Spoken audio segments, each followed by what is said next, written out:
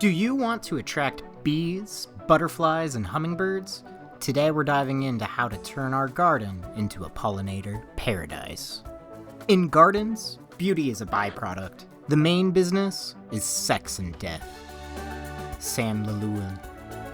One of the biggest turning points in my gardening journey was when I stopped thinking just about feeding my family and started thinking about feeding my pollinators.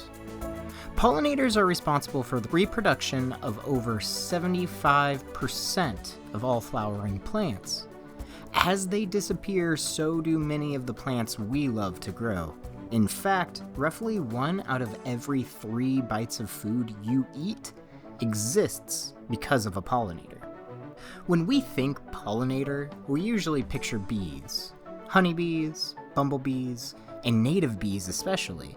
But many other creatures also help. Butterflies, moths, beetles, flies, wasps, hummingbirds, even bats.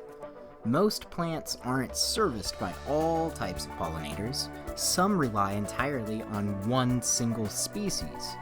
If either the plant or the pollinator disappears, the other may vanish too. Unfortunately, pollinators have never faced more threats than they do today.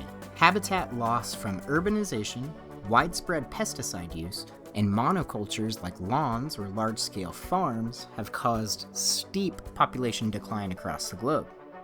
So what can we do as gardeners to help? Start by planting for pollinators. Choose a diverse mix of plants, especially native flowers suited to your region. This will vary by location, but in my area, I found these to be the top-notch pollinator magnets. Milkweed, which is the only host plant for monarch caterpillars. Bee balm, lavender, echinacea, yarrow, and zinnias. Aim for high nectar flowers and known host plants. Having a continuous bloom cycle throughout the growing season ensures there's always something on the menu for our friends. Don't forget trees and shrubs. Flowering trees and shrubs can be just as important for pollinators as herbaceous plants. Great choices include the red maple, willow, cherry, apple, pear, and plum trees. Elderberry, blueberry, serviceberry, and spicebush are all great shrubs. These all provide nectar, pollen, shelter, and nesting spots throughout the year. The bee's life is like a magic well. The more you draw from it, the more it fills with water. Karl von Frisch. Ditch the chemicals. One of the most important things you can do, eliminate pesticides from your garden.